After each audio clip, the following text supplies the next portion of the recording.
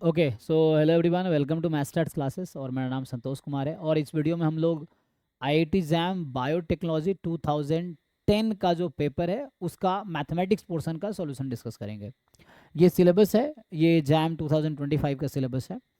तो बायोटेक का, तो इसमें जो मैथमेटिक्स पोर्शन है इससे रिलेटेड जो भी क्वेश्चंस हैं 2010 में आए थे वो हम सॉल्व करेंगे। अराउंड बहुत सारे क्वेश्चन आए थे।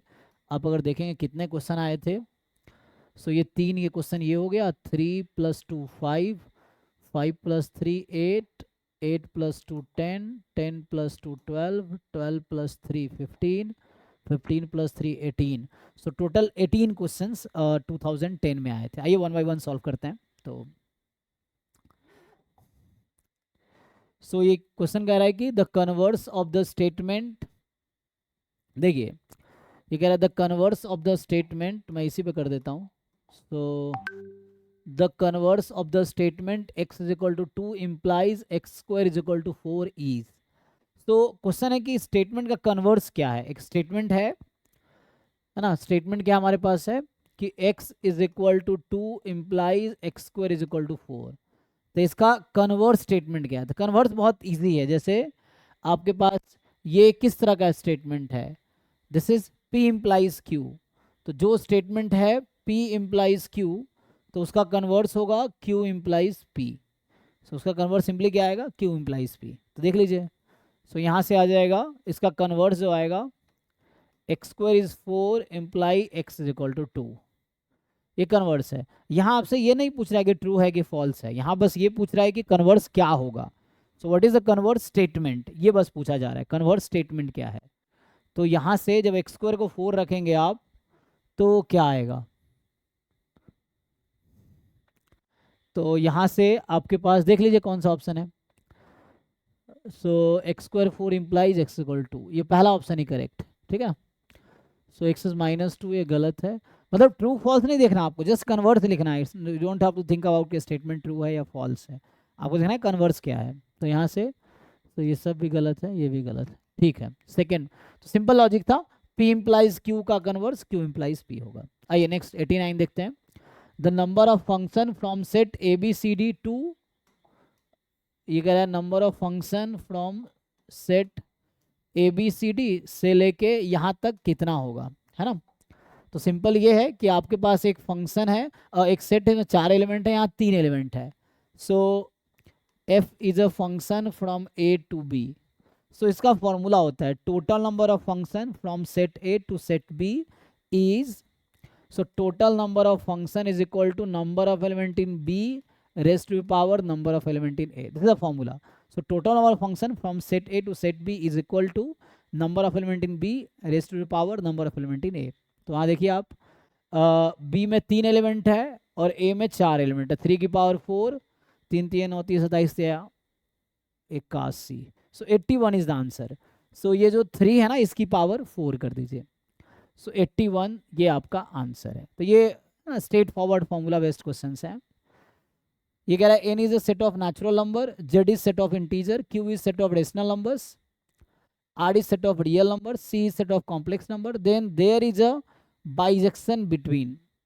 एक्चुअली होता क्या है कि मैं आपको इसका थोड़ा सा थ्योरी बताऊं कि जैसे कोई सेट है, सो या तो वो फाइनाइट होगा या वो इनफाइनाइट होगा, ठीक।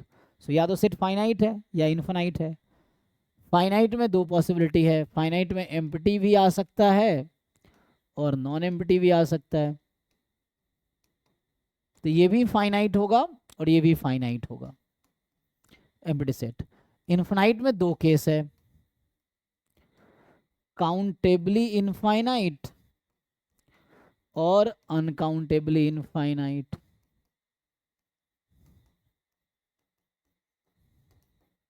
एक्चुअली होता क्या है, सो काउंटेबली इनफाइनाइट क्या होता है, एक ऐसा सेट जो सेट ऑफ नेचुरल नंबर के साथ बाइजेक्टिव मैप बनाता है।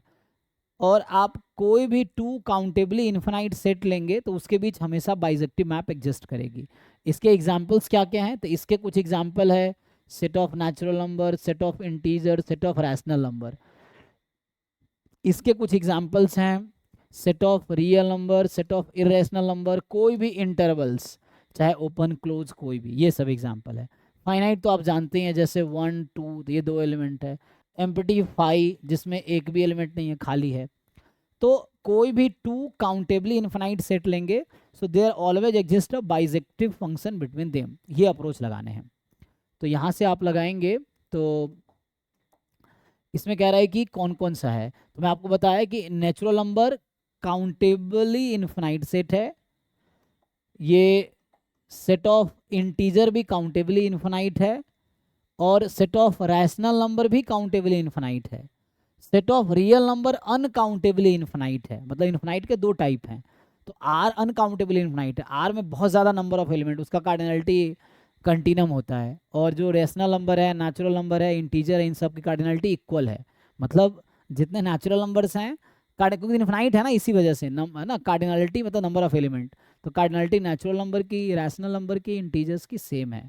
और इनके बीच हमेशा 1 1 ऑन टू फंक्शन मिलेगा, बिकॉज ये काउंटेबली इन्फिनाइट सेट्स हैं। तो नेचुरल और इंटीजर के बीच यस, तो पूछा क्या है, then there is a bijection between, yes. Z and R, no, because Z is countably infinite, R is uncountably infinite. R and Q, no, because R is uncountably infinite, Z is countably infinite. Q and C, C क्या था, set of complex number. तो set of real number and set of complex number both are uncountably infinite. तो इसीलिए Q countably infinite है, C uncountably infinite है, तो इसके बीच नहीं मिलेगा। ठीक है, तो ओनली दिस ऑप्शन। जैसे मैं लिख रहा था, सो यहाँ सेट ऑफ कॉम्प्लेक्स नंबर भी इसमें आ जाएगा, set of real number, set of irrational number, set of complex number, कोई भी इंटरवल्स। ठीक है, आगे बढ़ते हैं। So next, the equation of the plane passing through the line of intersection of the planes this and containing the point this. तो हमें बोल रहा है कि ये 2 प्लेन है, इसके इंटरसेक्शन से एक प्लेन पास कर रही है और वो इस पॉइंट को कंटेन कर रही है। तो मुझे बताइए कि उस प्लेन की इक्वेशन क्या होगी। तो ये सिंपल एक रिजल्ट होता है। तो अगर मैं इसको सॉल्व करूं तो इसमें ये होता है कि अगर आपको 2 प्लेन दे रखा है, जैसे प्लेन π1 प्लेन π2, तो मैं लिख देता हूँ π1 प्लेन जो है, जो प्लेन π1 है 3x + 2y = 5, तो 3x + 2y = 5, और यहाँ से है x + y + 2z + 1 = 0, x + y + 2z + 1 = 0, दोनों को एक जैसा लिख लीजिए। तो इसको लिख देता हूँ 3x + 2y - 5 = 0, ये हो गया। तो अब कंटेनिंग द पॉइंट 1 2 3, तो एक इंटरसेक्शन प्लेन जो पॉइंट 1 2 3 को कंटेन कर रहा है, तो कंटेनिंग द पॉइंट 1 2 3, तो एक जो π3 प्लेन है, π3 is plane passing through intersection of π1 and π2। ठीक, तो इसकी जो इक्वेशन होगी π3 प्लेन की, थर्ड प्लेन की, वो पहली वाली equation 3x + 2y - 5 + lambda time x + y + 2z + 1 = 0 + lambda × 0, मतलब जस्ट लीनियर कॉम्बिनेशन समझ लिए, first plus lambda time second, तो ये तो 0 ही हो जाना है। अब आप इसको थोड़ा ठीक से सिंप्लीफाई कर लीजिए। तो x वाले के साथ यहाँ 3 है, यहाँ लैम्बडा है, तो ये हो गया। y वाले को y वाले के साथ 2 + लैम्बडा है, z यहाँ पे नहीं है, z यहाँ पे है, तो ये हो जाएगा 2 लैम्बडा। ठीक, और यहाँ पे आ जाएगा -5 और वहाँ से आ जाएगा लैम्बडा, सो प्लस लैम्बडा -5 = 0, ये आ गया। सो 3 + lambda x, 2 + lambda y, 2 lambda z, ठीक, और लैम्बडा -5, ये इक्वेशन ऑफ प्लेन आ गई थर्ड वाली। अब पूछा क्या है कि this plane contains the point, तो ये जो 1 2 3 पॉइंट है उस प्लेन पे है जो तीसरे वाला प्लेन है, इसका मतलब है कि 1 2 3 पॉइंट जो है वो सेटिस्फाई करेगी उस तीसरे इक्वेशन को। सो यहाँ से आप क्या करेंगे, 1 2 3 पुट कर दीजिए। सो इसमें x को 1, y को 2 और z को 3 पुट कर दीजिए, x को 1, y को 2 और z को 3। ये जो वैल्यू है ये मतलब दे पॉइंट इस प्लेन के अंदर है, so this point will satisfy this equation. तो यहाँ से आ जाएगा 3 plus lambda into 1 2 time 2 plus lambda and Z हमारे पास है 3, सो 3 into 2 lambda 6 lambda plus lambda minus 5 is 0। तो यहाँ से लैम्बडा की वैल्यू निकल जाएगी। तो लैम्बडा निकालने के लिए ये कंडीशन दिया था कि प्लेन कंटेन्स द पॉइंट 1 2 3, तो यहाँ पुट कर लीजिए। सो यहाँ से आ गया 3 plus lambda 4 plus 2 lambda plus 6 lambda plus lambda minus 5 is 0। तो यहाँ से लैम्बडा 2 लैम्बडा 6 लैम्बडा और लैम्बडा ऐड कर लीजिए। तो 2 plus 1 3, 3 plus 6, 2 plus 1 3, 3 plus 6 9, 9 plus lambda 10 lambda. तो यहाँ से आ जाएगा 10 लैम्बडा और 3 प्लस 4 7 और 7 माइनस 5, सो बराबर 2 इज 0। सो 3 प्लस 4 7 माइनस 5 मतलब 2 बराबर 0। तो यहाँ से लैम्बडा की वैल्यू आ गई -2/10। सो यहाँ से आ जाएगा -1/5। सो लैम्बडा आ गया -1/5। तो आपको लैम्बडा की वैल्यू है -1/5, ठीक है। सो अब लैम्बडा यहाँ पुट कर दीजिए। सो एक काम करो, इसमें हम लोग लैम्बडा पुट कर देते हैं। कितना पुट करेंगे? -1/5। तो -1/5 रखते हैं। 3 - 1/5 यहाँ सॉल्व करेंगे आप। 3 - 1/5 x plus 2 - 1/5 y plus 2 into -2/5 z plus -1/5 -1 है ना। सो -1/5 और -1 सॉरी -1/5 -5 और ये इक्वल है 0 के। इसको आप सिंप्लीफाई कर लीजिए। तो इसको जब आप सिंप्लीफाई करेंगे तो यहाँ से आएगा 14x/5। यहाँ से ये 2 माइनस था ना, यहाँ 2 था, 10 - 1 ठीक है ना, वहाँ पे 2 था, 2 प्लस लैम्बडा 2 तो 5 2 सा 10 - 1 9/5y -2z/5 और ये -25 - 1 -26/5 इज इक्वल टू 0। सो यहाँ से अगर आप इसको 5 से मल्टीप्लाई कर देंगे तो 14x plus 9y minus 2z minus 26 बराबर 0। और कुछ कैंसिल होगा क्या? नहीं। तो ये इक्वेशन होना चाहिए 14x plus 9y minus 2z is 26। सो ये आपका आंसर होना चाहिए। देखिए, सो हमने ये पूरा सॉल्व किया है।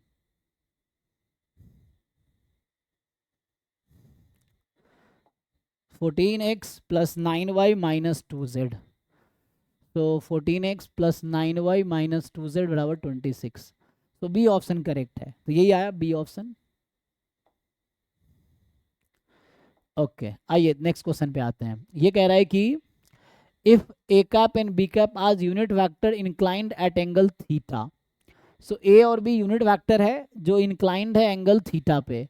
तो बताओ हमें ए कैप माइनस बी कैप का मैग्नीट्यूड क्या होगा। तो मतलब यहाँ से कहना चाह रहा है कि ए कैप वेक्टर का मैग्नीट्यूड 1 है, बी कैप का मैग्नीट्यूड 1 है, दोनों के बीच का एंगल थीटा है, दोनों के बीच का एंगल थीटा है। मान लीजिए ऐसा, ये थीटा है, ये वेक्टर ए, ये वेक्टर बी और ये आपका थीटा है, ठीक। तो यहाँ से क्या होगा, जस्ट आप सॉल्व करेंगे तो आपसे पूछा है कि ए कैप माइनस बी कैप, ये आ जाएगा। तो इसके स्क्वायर, एक फॉर्मूला होता है, इसके स्क्वायर को मैं लिख सकता हूँ A cap minus B cap dot A cap minus B cap, यही आ जाएगा। तो यहाँ से जब आप सॉल्व करेंगे सो ए कैप माइनस बी कैप का मैग्नीट्यूड, तो इसको मल्टीप्लाई कर दीजिए। सो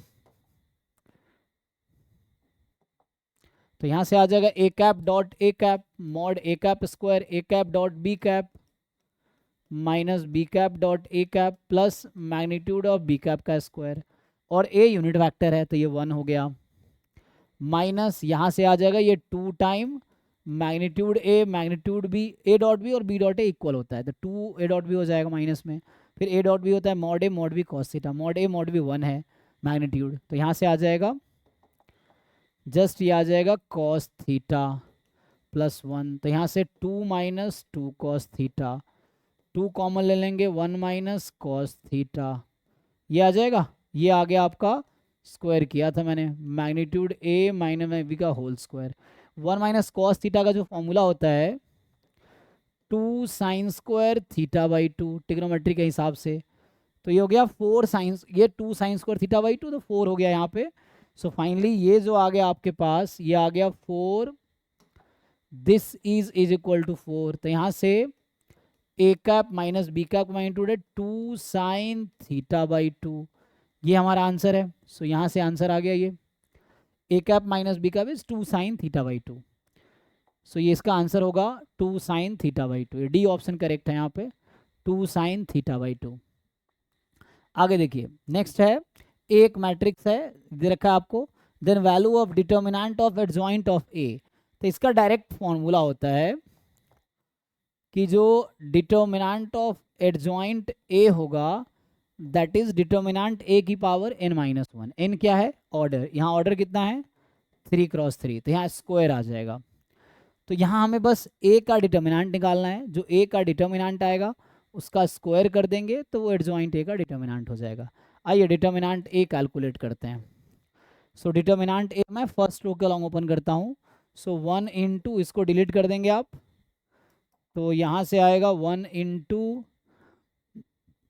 12 प्लस 1 13, अब यहाँ माइनस लगाते हैं लेकिन माइनस पहले से लगा है तो प्लस हो जाएगा, सो प्लस 2 इंटू इसको और इसको आप डिलीट कर देंगे तो बचेगा 8 माइनस 3 5, फिर यहाँ 0 ही है तो आगे 0 करेंगे तो 0 ही हो जाएगा, तो यहाँ से आया 13 5 टू 10 23 आ गया ये 13 5 टू 10 13 प्लस 10 23 का स्क्वायर कितना होता है, सो 23 का स्क्वायर जो होगा आई थिंक 529, सो 23 का square 529,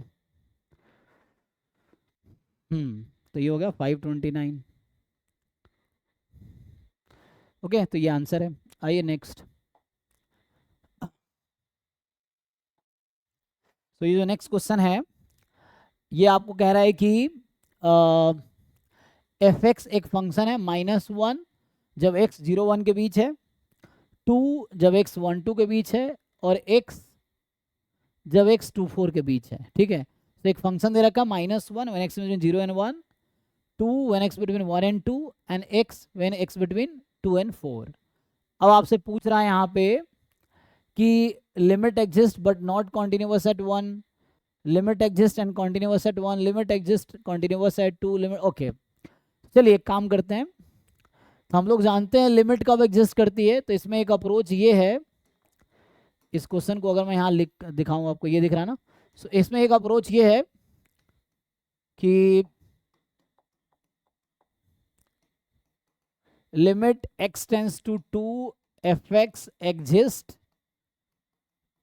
if and only if, so limit x tends to 2 fx exist करेगी if and only if limit x tends to 2 minus fx is equal to limit x tends to 2 plus fx, मतलब 2 आप example मैं लिया हूँ 2 पे check करूंगा, तो 2 की अगर लेफ्ट हैंड लिमिट आप देखेंगे, लेफ्ट हैंड लिमिट क्या होती है कि x की वैल्यू 2 से थोड़ी छोटी है, तो यहाँ x अगर 2 से छोटी है तो इसकी वैल्यू 2 आएगी, और x अगर 2 से थोड़ी ज़्यादा है तो भी वैल्यू लिमिट 2 ही आएगी, तो यहाँ से भी 2 आएगी, यहाँ से भी 2 आएगी, तो मतलब लिमिट तो एग्जिस्ट कर रही है 2 है। और f2 कितना है, अगर यहाँ से आप निकालेंगे फंक्शन की वैल्यू एट 2, तो यहाँ 2 इक्वलिटी यहाँ लगा हुआ है तो भी 2 ही आ जाएगा, तो इसका मतलब है 2 पे लिमिट भी एग्जिस्ट कर रही है, कॉन्टिन्यूअस भी है, क्यों, एक तो एग्जिस्टेंस का हो गया, अब कॉन्टिन्यूअस कब होता है, so f is continuous at 2 if and only if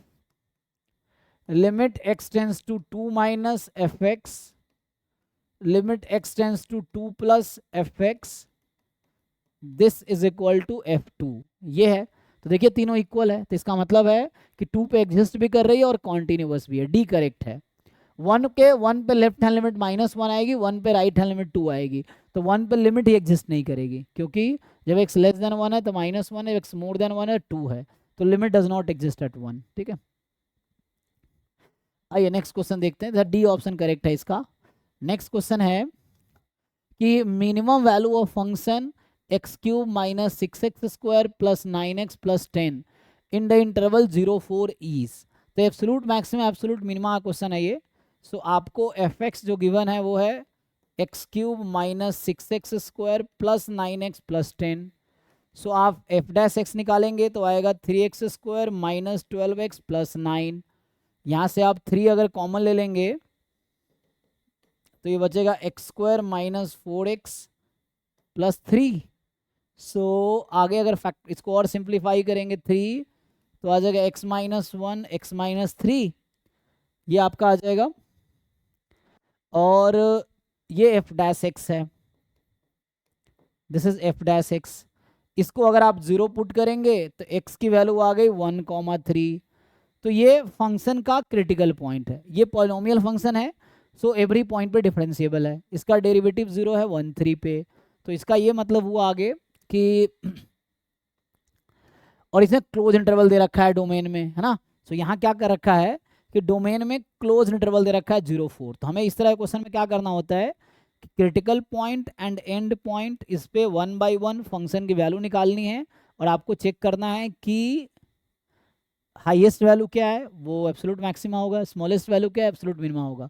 तो मिनिमम वैल्यू पूछ रहा है तो हमें क्या करना होगा, सो हमें यहाँ पे कैलकुलेट करना होगा F0 F4, ये and point, critical point F1 F3।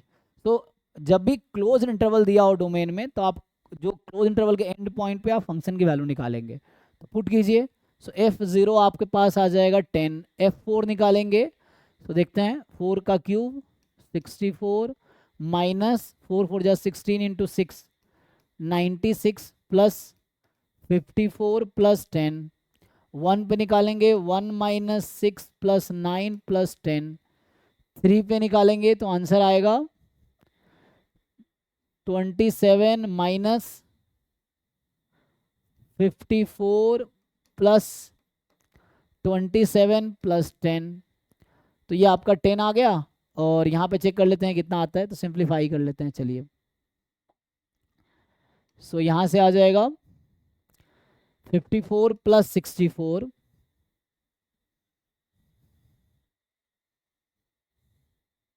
So 4 4 8 11 118 118 plus 10 128 minus 96।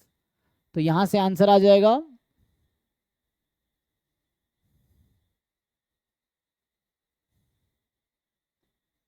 32। यहाँ से 19 20 माइनस 6 14 आ गया, यहाँ से पास 26 है ना, ये मिलके 54, ये 10 आ गया। सो देखिए आपसे पूछा था मिनिमम क्या है, तो नाउ यू सी कि which one is the minimum value of the function in the interval is at. अच्छा ये पूछ रहा है कि मिनिमम वैल्यू फंक्शन की किस पॉइंट पे है। सो मिनिमम वैल्यू क्या है 10 है एक्चुअली, किस पॉइंट पे 0 पे है एंड 3 पे है, 0 3 दोनों पे है। सो 0 एंड 3 बोथ, ठीक है। सो ये आपका सी ऑप्शन करेक्ट है, 0 एंड 3 बोथ। आइए नेक्स्ट क्वेश्चन जो कह रहा है कि ये आपको यहाँ गिवन है कि x प्लस आयोटा वाई का होल क्यूब है u प्लस आयोटा भी। तो पूछ रहा है u upon x plus v upon y किसके इक्वल होगा। तो आइए इसको यहाँ सॉल्व करते हैं। सो इसमें आपको गिवन है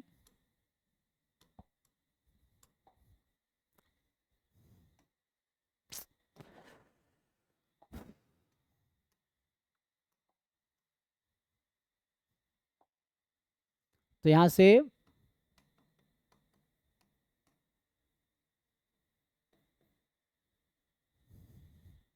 ये हो जाएगा u प्लस आयोटा भी, तो वैल्यू क्या आएगी। तो यहाँ से जब आप सॉल्व करेंगे a plus B whole cube लगा लीजिए चाहे तो, या अगर मैं मैग्नीट्यूड लगा लूँ तो क्या आएगा, या ठीक है a plus B whole cube लगा लेते हैं।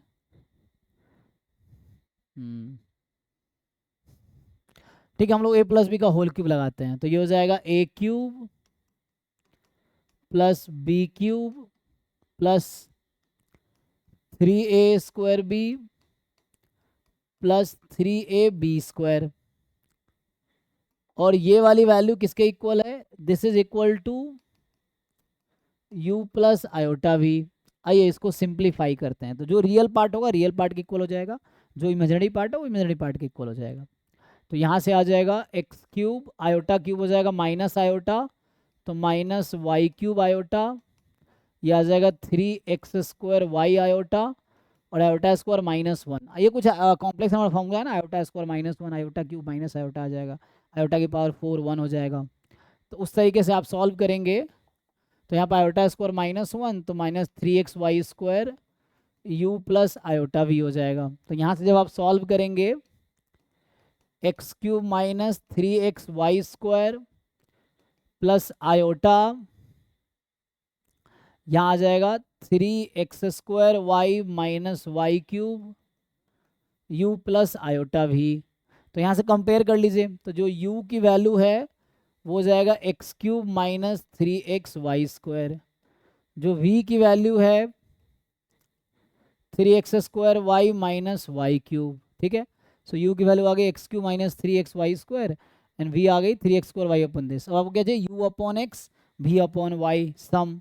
सो देखिए ध्यान से, अगर मैं इसमें u को डिवाइड कर दूं x से, अब ध्यान से देखिए x से डिवाइड करेंगे, इसको मैं x से डिवाइड कर रहा हूं, तो x cube upon x x² minus 3xy² upon x 3y², तो ये इसको डिवाइड कर दिया, v को y से, अब इसको आप y से डिवाइड कीजिए, so this upon y this upon y, तो आ जाएगा 3x² minus y²।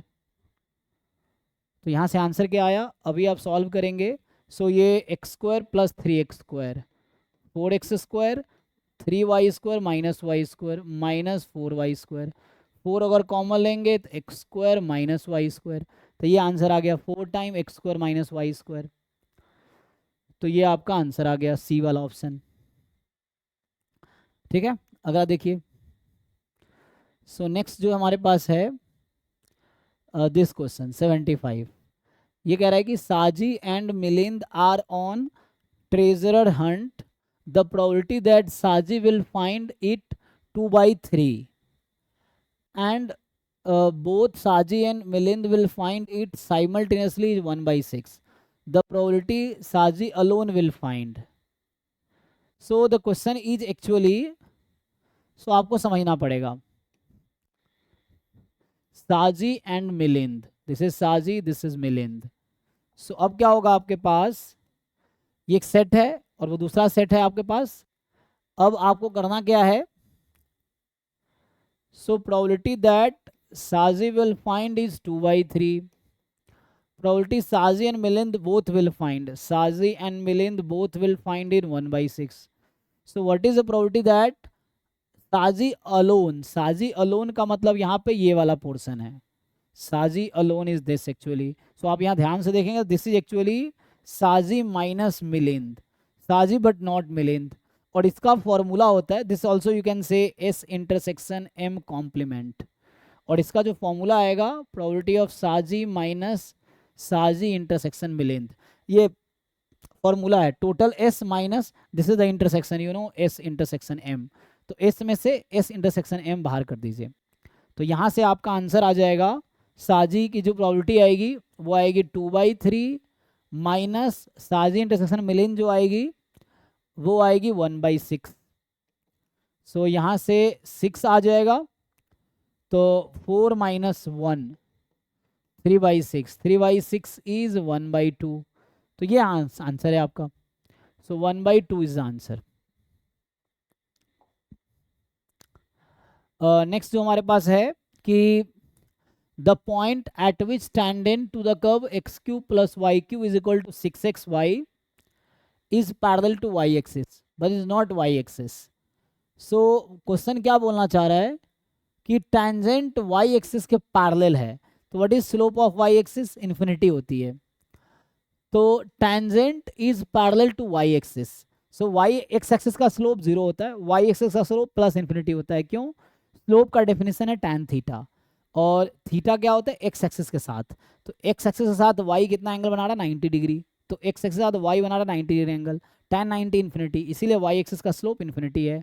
X axis x के साथ खुद 0 डिग्री बना रहा है, tan 0 डिग्री 0 होता है, तो इसलिए स्लोप उसका 0 है। तो यहाँ से आंसर जो आएगा आपका, तो अब स्लोप ऑफ टेंजेंट का जो फॉर्मूला होता है dy बाई डी एक्स, और ये वाई एक्सिस के स्लोप के इक्वल होगा, क्योंकि कॉन्सेप्ट ये है कि two lines are parallel slopes are equal. तो टेंजेंट वाई एक्सिस के पैरेलल है, टेंजेंट का slope dy by d x, y axis का स्लोप इन्फिनिटी है, दोनों इक्वल हो जाएंगे।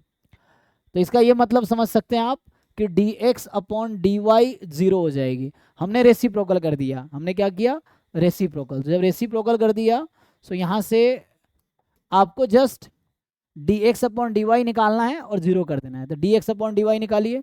सो डिफ्रेंशिएट करते हैं इसको एक्स के रेस्पेक्ट में। So d upon d x of x cube, d x upon d x of y cube, 6 d upon d x of x y. So यहाँ से आ जाएगा 3x स्क्वायर, यहाँ आ जाएगा 3y square d y by d x, यहाँ से आ जाएगा 6 x d y by d x plus y d x by d y. एक मिनट, ठीक है, अभी मैंने ये निकाल दिया एक्चुअली, ठीक है। तो हमने एक्स के रेस्पेक्ट में डिफरेंशिएट कर दिया, मुझे इसको यूज करने के लिए वाई के रेस्पेक्ट में करना था, बट ठीक है, अभी ठीक है। D y d x infinity है, इट्स समथिंग अपॉन 0 है ना, इन्फिनिटी इज समथिंग अपॉन 0। तो अभी मैं यहाँ से डी वाई डी एक्स ही निकाल लेता हूँ, अभी इतना कैलकुलेशन कर दिया है तो। सो जो डी वाई डी एक्स वाला टर्म एक साइड ले लीजिए, और बाकी without d y d x वाले को एक साइड कर लेते हैं। तो यहाँ 6x D y d x, इसको इधर बुला लेते हैं चलो। तो 6x minus 3y square d y by d x, तो 6x minus 3y square d y by d x, और इसको आप इधर बुला लीजिए और उसको उधर ले जाइए। सो 3x स्क्वायर माइनस वाई, ये आ जाएगा 6x minus 3y square d y by d x, और मैंने इसको इधर बुलाया, इस टर्म को इधर बुलाया, और ये वाला टर्म उस साइड चला जाएगा। सो 3x स्क्वायर माइनस वाई, ठीक है। तो यहाँ से d y upon d x आ गया 3x square minus y upon 6x minus 3y square. अब यहाँ से d x upon d y भी निकाल सकते हैं रेसिप्रोकल करके। तो ये आ जाएगा 6x minus 3y square upon 3x square minus y. तो 6x minus 3y square upon 3x square minus y. अब d x upon d y 0 कर दीजिए, तो इसको आप 0 के इक्वल रख दो। सो आप क्या करो, पुट इट इक्वल टू 0। तो यहाँ से आ जाएगा 6x is equal to 3, cross multiply हो गया, तो 6x is equal to 3y square. इसको और सिंप्लीफाई करेंगे तो y स्क्वायर बराबर 3 2 जा 6, सो ये हो जाएगा 2x। सो यहाँ से y स्क्वायर की वैल्यू कितनी आ गई, 2x। अब पूछ क्या रहा है, तो हमने अभी जो सॉल्व किया उससे ही आया, y स्क्वायर इज 2x। उस पॉइंट जो इस कर्व मतलब टेंजेंट जिस भी पॉइंट पे पैरेलल होगा y एक्सिस के, वहाँ पे y स्क्वायर 2x के इक्वल होगा, बट पॉइंट तो आया ही नहीं। तो पॉइंट निकालने के लिए आपको इसमें पुट करना पड़ेगा, तो इसमें पुट कर देते हैं इसको। सो जो इक्वेशन थी हमारी, वो इक्वेशन थी x cube plus y cube is 6xy। अब यहाँ पे वाई स्क्वायर 2x है, तो या तो आप y को रूट 2x डाल दो, या x को वाई स्क्वायर बाई 2 कर दो। तो x को आप वाई स्क्वायर बाई 2 करोगे तो y की पावर 6 अपॉन 8 हो जाएगी। हमें क्या करना है, क्यूब ना, हाँ। सो y क्यूब करेंगे, this plus y cube is equal to आ जाएगा 6x, अच्छा मैं y मिला रहा हूँ ना, तो 6y, x की वैल्यू है वाई स्क्वायर बाई 2, तो यहाँ से सिंप्लीफाई करेंगे तो y 6 upon 8 plus y cube is equal to, यहाँ से आ जाएगा 6 कट जाएगा 3 टाइम 3y क्यूब, तो यहाँ से आ गया y की पावर 6 अपॉन 8, इसको इधर ले आओ 2y क्यूब। तो यहाँ से आ जाएगा, आप इसको सिंप्लीफाई कर लो, तो इसको सिंप्लीफाई करेंगे तो यहाँ से आ गया y की पावर 16y क्यूब। सो y क्यूब कैंसिल कर दो अभी, तो यहाँ से आ जाएगा y, क्योंकि 0 ऑप्शन में नहीं है, सो क्यूब कैंसिल करेंगे, क्यूब बचेगा 16, और 16 कितना होता है, 4 का स्क्वायर, 2 की पावर 4 है हालांकि, तो यहाँ से वाई क्यूब 2 की पावर 4, तो वाई आ जाएगा 2 की पावर 4 की पावर 1/3। सो 2 की पावर 4/3 ये आ गया, मतलब 4th रूट ऑफ 2। और भी कन्वर्ट कर सकते हैं, 2 की पावर 4 है ना ये, तो क्यूब रूट लेंगे हम 2 की पावर 4 का, 2 है ना, 2 4 टाइम है, आप इसका क्यूब रूट लो, 3 मिलके एक बार आएगा, तो 2 क्यूब रूट ऑफ 2 रहेगा। तो ये वैल्यू y की आई, y आई 2 और क्यूब रूट ऑफ 2 देखिए कहाँ पे है। So 2 cube root of 2। So options में चेक करते हैं हम लोग। सो 2 क्यूब रूट ऑफ 2 किस किस में है, ए में है और डी में है। y की value 2 cube root 2, 2 cube root 2, तो ये तो दोनों आउट हो गया, क्योंकि यहाँ 4 क्यूब रूट 2 है, 2 है ना, 4 का क्यूब रूट है। अब आपको x निकालना पड़ेगा इसके लिए, तो y बराबर आ गया इस क्वेश्चन में, y की वैल्यू आ गई 2 × क्यूब रूट ऑफ 2, 2 × मतलब ये 2 की पावर समहाउ 4/3 था। अब ये किसके इक्वल था मेरा कर्व, y x था y²/2 के, x क्या था y²/2 के, तो x की वैल्यू क्या आएगी y²/2, तो y² कर दीजिए इसका स्क्वायर, तो 2 की पावर स्क्वायर करेंगे, पावर पावर मल्टीप्लाई, तो ये 8/3 होल अपॉन 2, और ये पावर पावर सब्ट्रैक्ट हो जाएगा, तो यहाँ से आंसर आएगा 2 की पावर 8/3 -1 5/3। तो मतलब ऐसा हो गया 2 की पावर 5 का क्यूब रूट, मतलब ये समझ लीजिए यहाँ पे 2 5 टाइम मल्टीप्लाई हो रहा है, और इसका हम ले रहे हैं क्यूब रूट। 2 5 टाइम मल्टीप्लाई हो, क्यूब रूट ले रहे हैं, कितना आ गया, ये 3 में से 1 आ जाएगा। सो 2, अब ये फिर से बचेगा क्यूब रूट ऑफ 2, नहीं 2 to the 4 ना, ये 2 to the 4, तो 4, 3 में से 1 बाहर आ गया क्यूब रूट की वजह से, और बचा 2, तो 4, 2 क्यूब रूट ऑफ 4, तो क्या आंसर आएगा 2 क्यूब रूट ऑफ 4। तो सो 2 क्यूब रूट, ये डी ऑप्शन करेक्ट है, तो ए गलत हो गया। तो ये थोड़ा सा लेंदी क्वेश्चन था, है ना। तो हमने पहले क्या किया, डेरिवेटिव निकाले, उसको 0 पुट किया, dx/dy को, इक्वेशन आया उसको पुट किया, पॉइंट निकालना था। तो ये थोड़ा लेंदी क्वेश्चन था। आइए दूसरे क्वेश्चन पे आते हैं। सो नेक्स्ट क्वेश्चन ये कह रहा है कि p more than equal to 0 है, q भी मोर देन इक्वल टू 0 है, if the minimum of px plus qy, ये कहना चाह रहा है कि minimum of px plus qy subject to constant x non negative y non negative, x plus 2y less than equal 10, 3x plus y less than equal 15 at point 0 5 and 4 3, then relationship between p and q is. देखिए तो जैसे क्या होगा, इन दोनों का अगर आप graph बनाएंगे तो इसका इंटरसेक्शन पॉइंट आना चाहिए 0 5 और 4 3। तो कह रहा है कि मैक्सिमम जो है एग्जिस्ट कर रहा है इन दोनों पॉइंट पे, तो क्या रिलेशनशिप होनी चाहिए। तो इसका मतलब है कि इस पॉइंट पे और इस पॉइंट पे, दोनों पॉइंट पे फंक्शन की वैल्यू मैक्सिमम है। तो इसमें आप रख दीजिए 0 5 रखेंगे, तो ये 0 × p 5 × q, तो 5q इज इक्वल टू 4 3। तो x को 4 और y को 3 रखिए, तो x को 4 रखेंगे, सो 4p प्लस यहाँ से 4p प्लस 3q, इसको सिंप्लीफाई कर लीजिए। मतलब इसमें एक बार 0 5 रखना है और एक बार 4 3, कोऑर्डिनेट है XY का। तो यहाँ से आ गया 5q, ये रखे तो 4p प्लस 3q, यहाँ से आ जाएगा 2q is equal to 4p, तो q is equal to 2p आ गया यहाँ से। सो q की वैल्यू आ गई 2p, so q is 2p। So A option आपका करेक्ट है इस क्वेश्चन में। सिंपल था कि बोथ अटेंड मैक्सिमम, दो पॉइंट पे मैक्सिमम है, इसका मतलब दोनों पे इक्वल वैल्यू है इसीलिए। Now the set of complex number z which satisfy equation mod z minus 3 plus mod z plus 3 is 10। तो पूछ रहा है कि आर्गेंट प्लेन फॉर्म क्या होगा। तो ये किसका इक्वेशन है, अगर आप ऐसे देखेंगे तो कोई एक पॉइंट है जिसका डिस्टेंस 3 से प्लस, तो वैसे भी आप देख सकते हैं ये डायरेक्ट इक्वेशन है। ये कहना चाह रहा है, देखिए आपको पता होगा कि जो mod x माइनस वाई है ना, जैसे mod x minus y is the distance between x and y, तो ये जो z है ना, यहाँ पे z जो आपको दिख रहा है वो x प्लस आयोटा वाई है, और ये 3 दिख रहा है, ये 3 प्लस 0 आयोटा है। तो ये कहीं ना कहीं रिप्रेजेंट कर रहा है पॉइंट x कॉमा वाई को, और ये रिप्रेजेंट कर रहा है पॉइंट 3 कॉमा 0 को एक्स वाई प्लेन में। सो ये एक्स वाई है, this is the x y point, this is 3 0।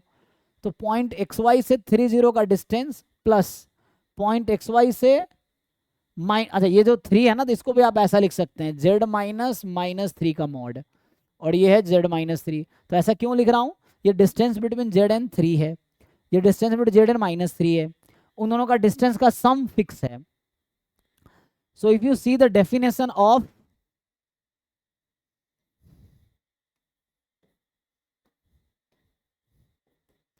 Ellipse, तो इलिप्स में क्या होता है कि ये जो पॉइंट है और यहाँ पे फोकस है f1 f2, सो कोई भी you take any point on the this distance from this and this distance will always remain same, मतलब ये p है, so pf1 plus pf2 will be a fix constant. तो ऐसा तभी होगा if and only if locus of P is ellipse, तो locus of P जो होगा वो ellipse होगा, ठीक। सो locus of P will be ellipse, तो यहाँ पे आंसर ellipse है इसका। तो ये जस्ट एक ना एन ellipse, बिकॉज ये डेफिनेशन, अगर आप डेफिनेशन देखेंगे कोनिक सेक्शन में कि what is definition of circle, तो सर्कल क्या होता है, एक फिक्स पॉइंट से locus of point which is at a fix point from a which is at a fix distance from a fix point, तो distance radius है, fix point centre है, circle का डेफिनेशन। वैसे ही आप अगर इलिप्स का definition देखेंगे, that is a locus of point which is for which sum is a constant from two fix point, so those two fix points are focus actually, मतलब ये direct definition है उसका ellipse का, this is direct definition of ellipse.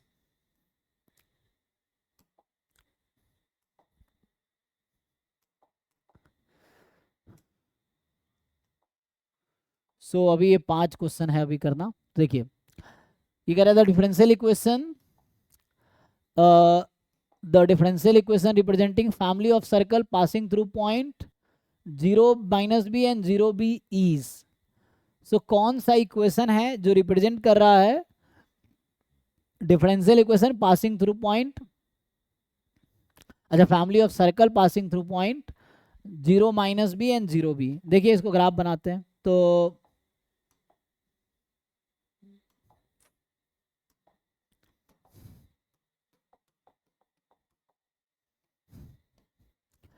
सो ये होगा 0, b और ये होगा 0, -b, ठीक है। सो ये आपके पास 0b है और ये 0-b है, इसको जब आप तो क्या बोल रहा है कि question of circle passing through this 2 points, so इसका क्या मतलब है, ये फिक्स पॉइंट है एक्चुअली। सो ऐसे कितने सर्कल है जो इससे पास करेंगे, ये हो सकता है, और लार्ज लेंगे आप,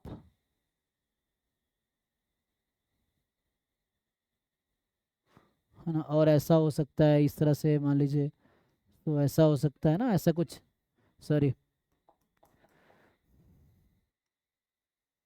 ऐसा कुछ हो सकता है, और बढ़ाते ये बड़ा होता जाएगा ना इस तरह से। सो मुझे क्या करना होगा, तो इन 2 पॉइंट से पास करना ही है इसको। सो तो ये डिस्टेंस तो इक्वल ही रहेगा, सो कोई भी पॉइंट होगा तो इस तरीके से हो सकता है, मे भी इस तरह कुछ भी होगा, बट ये जो भी सेंटर होगा इसका वो यहाँ पे आएगा r,0, तो मतलब इसका ये मतलब है कि कोई भी locus of circles that passes through point 0b and 0-b, सो उसका जो हमारे पास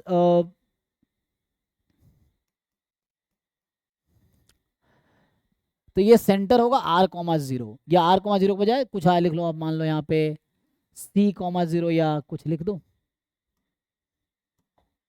लेट से h,0 जहाँ h पैरामीटर है। तो इस सर्कल की इक्वेशन क्या होगी, रेडियस कितनी होगी, रेडियस यही h,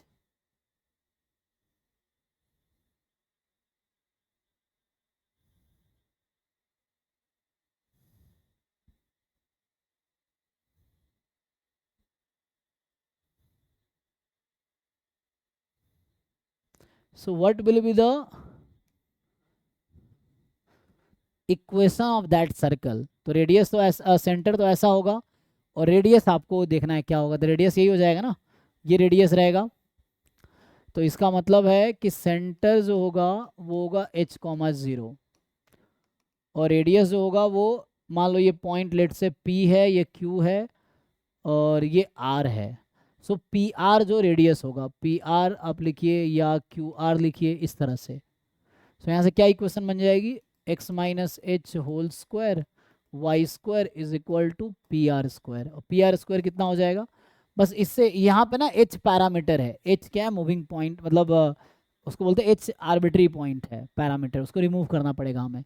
सो PR² किसके इक्वल होगा, तो यहाँ से निकालेंगे h² प्लस B² इसके इक्वल होगा। सो अब ये मेरे पास लोकस ऑफ कर्व आ गया, ये आ गया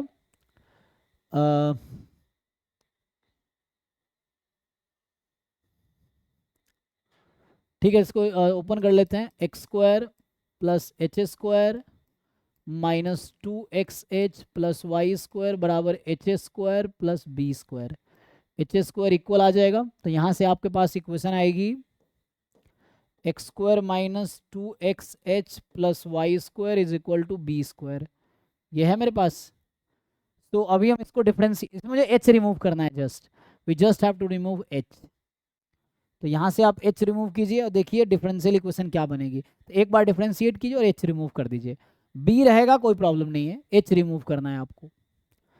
सो एक काम कर सकते हैं, ठीक है, अभी डिफरेंशिएट कर लेते हैं। 2x यहाँ हो जाएगा 2h और यहाँ आ जाएगा 2y dy/dx is equal to 0। मैंने क्या किया, इस इक्वेशन को डिफरेंशिएट कर दिया x के रिस्पेक्ट में। अब मुझे ये h रिमूव करना था, h तो रिमूव हुआ नहीं, तो यहाँ से हम 2h की मैं वैल्यू निकाल लेता हूँ। तो कितना आएगा, B² minus y² minus x², नहीं यहीं से प्लस कर दीजिए ना, तो x² plus y²। So you find the value of 2h, तो ये नेगेटिव वाले को राइट में भेज दो, तो ये हो जाएगा x² plus y² minus B² upon 2h निकाल रहा हूँ x। अब यहाँ रख दीजिए 2h की वैल्यू, तो इस 2h की वैल्यू आप पुट करेंगे तो यहाँ से आ जाएगा 2x, इसकी वैल्यू रख दो यहाँ से। So x² plus y² minus B² upon x plus 2y dy/dx is equal to 0। तो यहाँ से सॉल्व करेंगे तो क्या आएगा, क्रॉस मल्टीप्लाई कर लीजिए। सो 2x² x² plus y² minus B², ठीक, and plus 2xy dy/dx is 0। तो मैंने क्या किया, x से इसको मल्टीप्लाई कर दीजिए, तो ये आ जाएगा 2x² minus x² plus y² minus B² plus 2xy dy/dx, ये आ जाएगा। मैंने x से मल्टीप्लाई कर दिया पूरी इक्वेशन को, तो ये बन गया। इसको सिंप्लीफाई कर लीजिए। सो यहाँ से आ गया 2xy dy/dx प्लस, इसको ओपन कीजिए, x² माइनस y² और ये प्लस B² इज 0, यही आ गया। So this is the differential equation 2xy dy/dx x² minus y² plus B²। तो यहाँ आ जाएगा 2, ओके, तो ये आपको देखना पड़ेगा किसके साथ मैच कर रहा है। तो एक साइड सब है, सब एक साइड ही है ना, तो ये हो गया 2xy डिवाइडेड x² प्लस में है, y² माइनस में है, B² प्लस में है, 2xy dy/dx है ना, x² प्लस B² एक साइड है। तो यहाँ पे आप साइन देखिए, 2xy प्लस में है तो x² प्लस में है, B² प्लस में है, तो xb और 2xy सेम साइन होना चाहिए, xb और 2xy same sign, xb 2x, लेकिन यहाँ प्लस अपोजिट साइन होना चाहिए। सो xb 2x ये नहीं है, सो xb 2xy, हाँ ये वाला सही है, this is the correct equation. देखिए वही लिखा हुआ है, x² minus y² plus 2xy plus B², पहला इक्वेशन सही है। So you check, this is the first equation. उसने ऐसा लिखा है, x² माइनस y² को पहले लिखा है, plus 2xy dy/dx and plus B² 0, ये लिखा हुआ है, दिस इज ऑप्शन ए। ठीक है जी, सो ये ऑप्शन ए आ गया। दूसरे पे आइए। सो दूसरा क्वेश्चन जो कह रहा है आपसे कि ये है इंटीग्रल -8 से, आई थिंक है -π से +π, आप लोग देख पा रहे हो, तो यहाँ से मुझे दिख रहा है ये -π से +π और है a की power cos x upon a की power cos x plus a की power minus cos x dx। तो ये प्रॉपर्टीज पे बेस्ड है, प्रॉपर्टीज ऑफ इंटीग्रेशन। मान लीजिए i है, तो आप क्या करते हैं हम लोग, जब हमारे पास एक प्रॉपर्टी होता है इंटीग्रेशन का कि A to B f x d x, तो इसको हम लिख सकते हैं A to B f of A plus B minus x d x, ये आ जाएगा। सो क्या है ना, A to B f x d x, तो ये हो जाएगा A to B f of A plus B minus x d x. So यहाँ से जब आप सॉल्व करेंगे तो x को माइनस एक्स रख दीजिए, cos minus x cos x ही होता है, तो ये सेम ही आ जाएगा। अच्छा, तो इसका मतलब ये इवन फंक्शन हो गया है ना। तो एक प्रॉपर्टी ये भी है कि अगर f of minus x f x ही हो जाए तो integral minus a to a जो होता है ना एफ एक्स डी एक्स, ये हो जाता है 2 time 0 to a f x d x. समझ आ रहा है आपको? देखिए लिख रहा हूँ मैं कि minus a to a f x d x 2 time हो जाएगा 0 to a f x d x, कब? अगर f of minus x equal है एफ एक्स का, मतलब इवन फंक्शन है ना। तो ये आप देखेंगे ये इवन फंक्शन है। सो ये एक इवन फंक्शन है क्योंकि कॉस एक्स मतलब ये हो जाएगा 2 टाइम 0 टू पाई ए की पावर कॉस एक्स, फिर ए की पावर कॉस एक्स प्लस ए की power minus cos x d x. अब इस पे वो प्रॉपर्टी लगाते हैं ये वाली, अब इस पे आप ये वाली प्रॉपर्टी लगाओ, यू अप्लाई दिस प्रॉपर्टी कि x को रिप्लेस करना है a plus B minus x से। जब आप रिप्लेस करेंगे तो क्या होगा?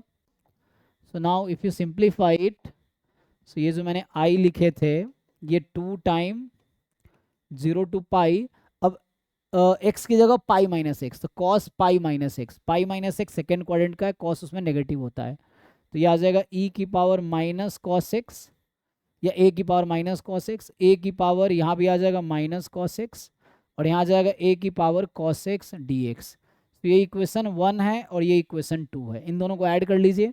तो यहाँ से आ जाएगा ये i और i को ऐड कर लीजिए, 2i इज इक्वल टू, इन दोनों इक्वेशन को ऐड कर लीजिए। जब आप ऐड करेंगे तो आपको मिलेगा 0 टू पाई, देखो ध्यान से देखो इसका डिनोमिनेटर कॉमन है, जो डिनोमिनेटर है वो क्या है?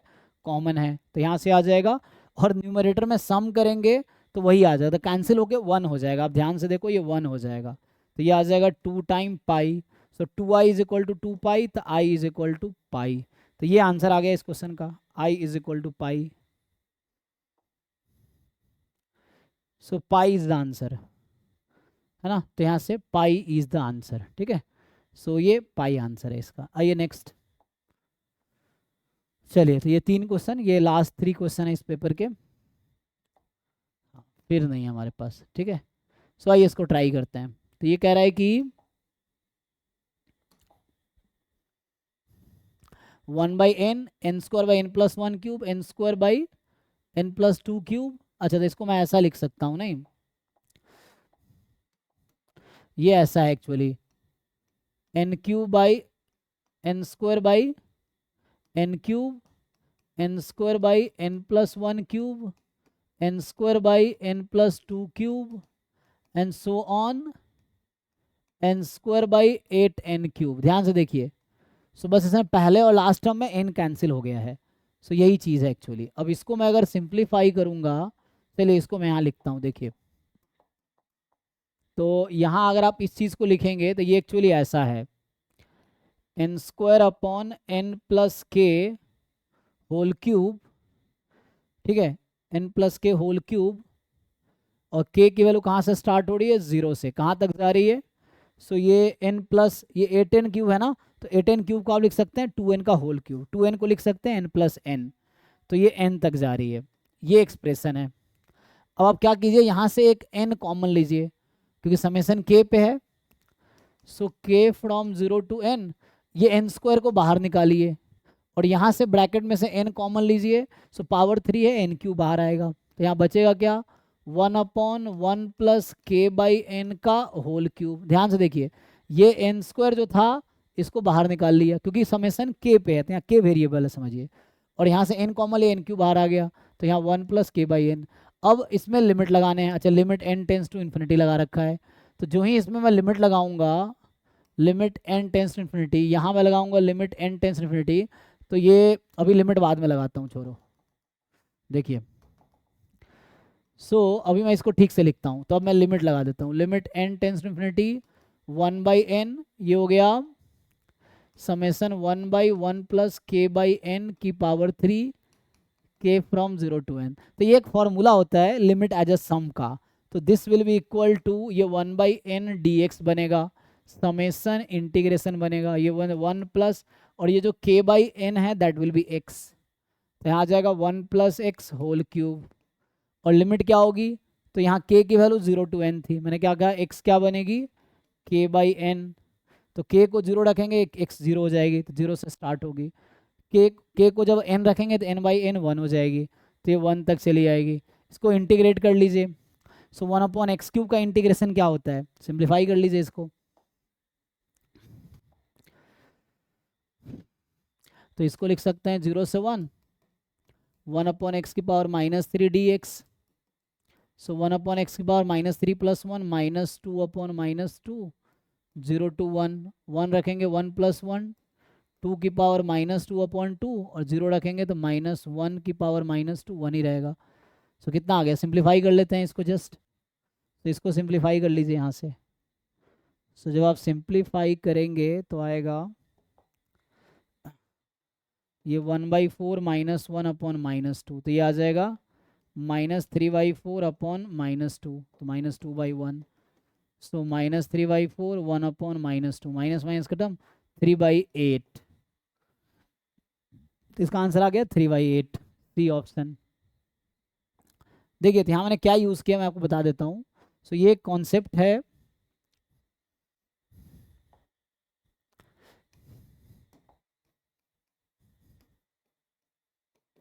1/n summation f of k by n के फ्रॉम 0 टू n, ये इक्वल होगा लिमिट 0 टू 1 fx dx, तो जस्ट जहाँ k बाई है ना उसको x रख दीजिए, तो समेसन इंटीग्रेशन बनता है, इसको बोलते हैं limit as a sum, integral है ना as a limit of a sum, या तो integral as a limit of a sum, तो इंटीग्रल जो है as a limit of a sum, तो उससे हो गया। चलिए दूसरा हम करते हैं, तो ये हो गया। सेकेंड क्वेश्चन पे आते हैं, तो ये जो दूसरा वाला हमने पहला सॉल्व किया, अभी दूसरा वाला क्वेश्चन है कि सेकेंड क्वेश्चन है, मतलब ये 8 नंबर जो है, the area of the enclosed by the curve, तो y is equal to 2x² plus 1, and यहाँ से निकाल लीजिए y की value 6x minus y is 3, तो y की वैल्यू वहाँ से निकालेंगे तो आ जाएगी 6x माइनस 3, सो y है 2x² प्लस 1 6x माइनस 3, ये आ जाएगा, सो y 2x² प्लस 1 है और 6x माइनस 3 है। तो पहले ये देख लो दोनों कहाँ इंटरसेक्ट करेंगे, ग्राफ बना सकते हो, ये पैराबोला है और ये आपका लाइन है, तो पहले ये देख लो कि आप कटेंगे कहाँ, ये तो साइमल्टेनियसली सॉल्व कर लो। सो मैं अभी इंटरसेक्शन पॉइंट निकाल रहा हूँ कहाँ कटेगा, 2x² plus 1 is equal to 6x minus 3, तो यहाँ से आ जाएगा 2x² माइनस 6x, 3 प्लस 1 4 बराबर 0, 2 से काट दो x² माइनस 3x प्लस 2 बराबर 0, सो ये आएगा x माइनस 1 x माइनस 2 नहीं 2 1 जा 2 यस, सो बराबर 0, तो यहाँ से x की वैल्यू आएगी 1 2, ये दोनों कर्व एक दूसरे को कहाँ कट करेंगे, 2 पॉइंट पे, जब x 1 है तब, है ना, तो x 1 है उस पे और x 2 है उस पे, तो x को 1 रखेंगे y हो जाएगी 3, x को 2 रखेंगे y हो जाएगी 9, सो ये आ जाएगा, तो ये लोग कट करेंगे 1 3 पे एंड 2 9 पे। आइए इसका ग्राफ बनाते हैं, चलिए ग्राफ बना के देखते हैं। अभी यही कर देता हूँ, देखो तो हमें इन दोनों कर्व के बीच का एरिया निकालना है, ठीक है, इन दोनों कर्व के बीच का, तो ग्राफ बना के देखते हैं। पहले लाइन का ग्राफ बना लेते हैं, x को 0 रखेंगे y minus 3, x 0 y minus 3, y को 0 रखेंगे x आ जाएगी 1/2, तो अगर x 1 है तो 1/2 यहाँ होगा, तो इसको ज्वाइन कर दीजिए, ये हो गई, तो ये लाइन का इक्वेशन है, ठीक है, इसके बाद कर्व का इक्वेशन आएगा 2x² + 1, तो 2x² + 1 का ग्राफ बनाएंगे तो x² + 1 है ना। तो जब x² होता तो ऐसा होता, +1 है तो 1 यूनिट ऊपर चला जाएगा, ठीक है। तो 1 यूनिट ऊपर चला जाएगा तो इसका मतलब है यहाँ से, है ना। सो ये 1 से पास करेगी। सो इस तरह का ग्राफ होगी यहाँ पे, y = x² + 1, सो 2x² + ये होगा एक्चुअली। तो यहाँ 2 पॉइंट नहीं मिलेगा, एक ही पॉइंट मिल रहा है ना, क्योंकि ये लाइन तो, अच्छा 2 इक्वेशन था तो यहाँ पे था कि x is 1 और x is 2, तो x मुझे लग रहा है 1 पे, 2 पे तो कटेगा नहीं। ओके ओके, क्या इसका मतलब ऐसा हो रहा है, समझ गया मैं। तो ये ग्राफ ऐसा कट कर रहा है, तो मैं रफली आपको बता देता हूँ फिर से क्या हुआ है। तो ये पैराबोला इस तरह का है और ये लाइन इसको इस तरह कट कर रही है, ये समझिए, या ऐसा बताऊँ आपको, तो यहाँ 1 है और यहाँ 2 है, ठीक है। हाँ 2 बार कट करेगी, ये जब आगे जाएगा ना तो कट करेगी यहाँ पे 2 पे। सो ये 1 और 2, मुझे ये एरिया निकालना है। सो ये एरिया जब निकालेंगे तो ये सेलेड पोर्शन ना, मतलब मुझे ये एरिया निकालना है। तो यहाँ से जब एरिया निकालेंगे तो क्या आंसर आएगा, जब एरिया फाइंड करेंगे तो यहाँ से हमारी मिलेगा single integration upper curve minus lower curve. So integration 1 से 2 अपर कर्व का y, अपर कर्व लाइन है तो y की वैल्यू कितनी है 6x - 3 माइनस लोअर कर्व का y कितना है 2x² + 1। तो फाइनली कहने का मतलब ये हो गया, जो एरिया आएगा 1 से 2, मैं दोबारा लिखता हूँ, इसको हटा देता हूँ। सो 6x - 3 2x² + 1, इसको इंटीग्रेट कर लीजिए। तो यहाँ से इंटीग्रेट करेंगे तो हमें मिलेगा 1 से 2 6x - 3 - 2x² - 1 dx। सो यहाँ से आपका आंसर आएगा 1 से 2 6x - 2x² - 4 dx। बस इसको इंटीग्रेट कर लेते हैं। तो 6x का इंटीग्रेट 6x² / 2 2x³ / 3 - 4x 1 2, ठीक है। अब इसको जब आप सॉल्व करेंगे तो यहाँ से आएगा आपके पास upper limit minus lower limit 2 रखिए, तो यहाँ से तो ये 3 हो गया है 3x², तो 2 2 4 3 12 माइनस यहाँ सॉल्व करेंगे 2 3 8 2 16/3 माइनस 4 दूने 8 और -1 रखेंगे तो आ जाएगा 3 - 2/3 -4। सिंप्लीफाई कर लीजिए इसको, तो 12 में से 8 गया 4 4 - 16/3 -3 - 4 गया -1, तो ये हो जाएगा +1 + 2/3। सो यहाँ से देख लीजिए 4 + 1 3, सॉरी 4 + 1 5 और ये -16 + 2 -14/3। सो 1/3 आंसर आ गया। तो इसका एरिया फाइनली 1/3 आया। तो यहाँ से अगर सॉल्व करें हम तो आप देख सकते हैं, पॉज करके आप चेक कर सकते हैं कैलकुलेशन। तो यहाँ से आपका आंसर 1/3 आ गया। सो 1/3 इज द आंसर, ठीक है, पहला ऑप्शन। अब लास्ट क्वेश्चन इस पेपर का है। सो लास्ट क्वेश्चन क्या है, ये वाला हमारे पास 9th वन। सो ये कह रहा है कि देखिए, तो 9th क्वेश्चन क्या कह रहा है, suppose that the principal increases continuously at the rate r% per year. If 100 rupees doubled in 10 year then r is. So question क्या कह रहा है कि आपके पास प्रिंसिपल इंक्रीज करा continuously at rate of r% per year. So increase हो रहा है r% पर ईयर के रेट से, और अगर 100 रुपये डबल हो जाता है 10 साल में, 10 रुपये लगाया तो मतलब 100 रुपये लगाया तो उसका 10% मिलेगा। 10% किसका, जिसका लगाया। तो यहाँ मिस्टेक हुआ है ऑफ p, तो ये होगा एक्चुअली r% ऑफ p। तो यहाँ से आएगा dp/dt r/100 इंटू p। तो यहाँ मैंने शुरू में गलत लिख दिया था, ठीक है, इसको ठीक कर लेते हैं। तो यहाँ से आ जाएगा आपके पास dp/p is equal to r/100 dt। Now you differentiate, तो ये p मिसिंग था लास्ट वाले स्टेप में, इसीलिए आंसर गलत आया।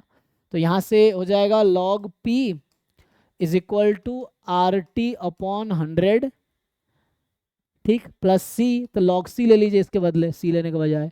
तो यहाँ से अगर आप सॉल्व करेंगे तो log p - log c, सो p/c log p अपॉन सी, ये आ जाएगा आर टी अपॉन 100। तो यहाँ क्या किया मैंने, ये लॉग इधर आ गया, log p minus log c, log p upon c, log को राइट में भेज दिया, e की पावर हो गया। तो यहाँ से फाइनली p की वैल्यू आ गई c टाइम e की पावर आर टी अपॉन 100। अब फिर से वही लॉजिक, उसने कहा कि 100 रुपीज़ डबल्स इन 10 ईयर्स। इसका मतलब है कि जब टाइम 0 था तो आपने 100 रुपीज़ इन्वेस्ट किए थे, और जब टाइम 10 साल हो गया तो आपके जो रुपए हैं वो डबल हो गया, मतलब 200 हो गया। तो बताओ आर क्या होगा। ठीक है, तो इसमें पुट कर लेते हैं तो हो जाएगा। सो यहाँ पे एक बार टाइम को हम 0 रख देते हैं, तो सी की वैल्यू 100 ही आ जाएगी। तो सी को जब 100 रख देंगे तो मेरा आ गया 100 ई की पावर आर टी बाई 100। अब टी को 10 और पी को 200 रखिए। सो ये 200 बराबर 100 ई की पावर, टी को 10 रख दीजिए, 10 अपॉन 100। सो ये आर बाई 10 बचेगा। अब यहाँ से आपको चाहिए आंसर क्या आएगा। ठीक है, तो यहाँ से क्रॉस मल्टीप्लाई कर लीजिए, 100 से 200 कर जाएगा 2 टाइम में। सो 2 इज इक्वल टू ई की पावर आर बाई 10। तो यहाँ से ई को इधर भेजेंगे ना, तो आर बाई 10 log 2 हो गया, तो आर की वैल्यू 10 log 2 आ गई। ठीक है, सो आर इज 10 log 2, ये ऑप्शन है देखिए। सो यहाँ से आंसर आ गया R is 10 log 2। So 10 log 2 is the answer. So ये 10 log 2 बी ऑप्शन है, तो ये आंसर हो गया। तो यहाँ पे मिस्टेक क्या किया था मैंने शुरू में, ये पी होगा आर पी, फिर यहाँ डी पी अपॉन पी, और फिर यहाँ पे वही चीज़ें हैं आर अपॉन 100 डी टी, हमने इंटीग्रेट किया फिर दोनों तरफ, और उससे हमारा आंसर निकल आया। तो आंसर कितना आया है ना, तो आप बैक जाके यहाँ देख सकते हैं। तो ये सॉल्यूशन है। सो यहाँ से हमारा आंसर, अच्छा ये तो पिछला वाला था, ये r बराबर 10 log 2 आ गया। तो इसी के साथ मैंने जो IIT एग्जाम बायोटेक 2010 का मैथमेटिक्स पोर्शन है, क्वेश्चन टोटल 18 क्वेश्चन थे इसमें, तो हमने 18 क्वेश्चन सॉल्व किए हैं और ये स्टॉक करते हैं। बाकी और PYQ सॉल्यूशन के लिए आप हमारे ऐप में कोर्स है, खरीद सकते हैं, 500 का है, जिसमें 2005 से 2024 तक का IIT एग्जाम बायोटेक का मैथमेटिक्स पोर्शन के सारे सॉल्यूशन मिल जाएंगे। बाकी यूट्यूब चैनल पर भी कुछ मिल जाएगा। Thank you.